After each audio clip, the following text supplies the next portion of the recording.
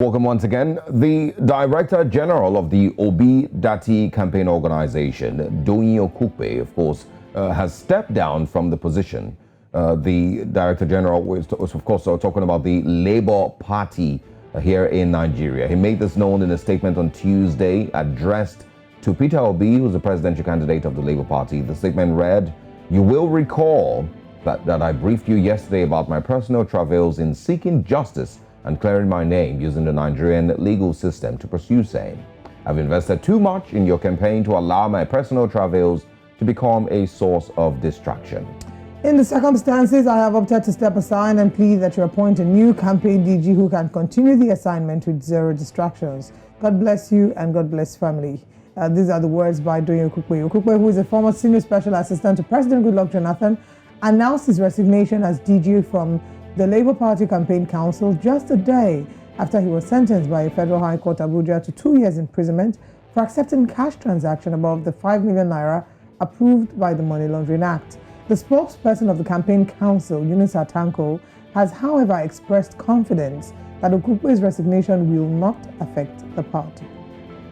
Well, I mean, these are some of we've been following, we talked about this story earlier in the day, and part of our conversation was if we expected that this was going to happen. And on the one hand, I did say that I didn't totally expect it to happen because normally we see that Nigerian politicians are not usually in the habit of taking responsibility. But I do dare agree with you with how the Labour Party has run its campaign. In some way, it seems like the Labour Party somehow tries to find the voice of the people and then or their people. So if a particular call is made on social media, for example, you see that reflected in their actions. Absolutely. So they have, like I said, they have positioned themselves to be that party that is different from the PDP or the APC, which are, for a long time were Nigeria's two top, parties. They have always tried to make Nigerians understand that they're different and they will do things different. And if you look back, in this short history that Labour Party has had in the last couple of months,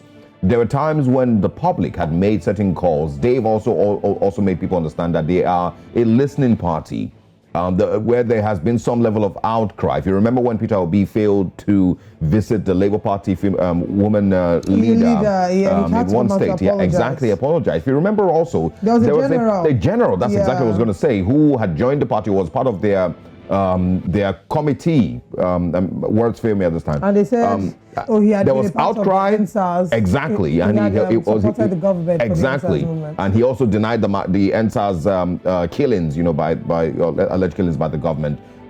They eventually had to come in and drop him, from that list. So they have always shown that they are, a party that listens to what the people are saying, not in a biased way, but they understand that, okay, these are legitimate concerns that their followers and Nigerians have of the party, and they will always take action. And so it may not necessarily have been the party that had forced or has forced Doyin Okupe to resign, but amongst themselves, and he inclusive, who has been a part of the building up of the party so far, would also understand that, okay, this is what is right for me to do at this time, because my, conviction by the court will paint the Labour Party in a bad way. And I don't think they can afford that at this time if they truly want to sell that narrative that they are different.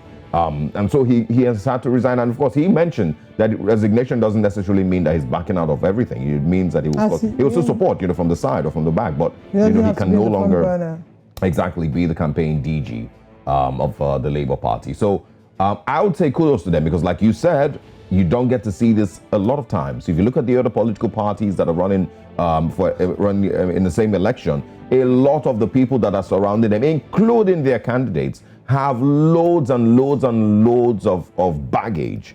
But none of them, of course, sees it, as worthy enough or as, important enough for them to resign. But, so it's what the Labour Party has tried, the picture they try to paint, and it's really just, and of course, remember, Obiari yesterday said that that's what he would expect. That he would step aside, yes. Yeah. I mean, we wish them all the best. We wish Doyin Okupe and the Labour Party all the best.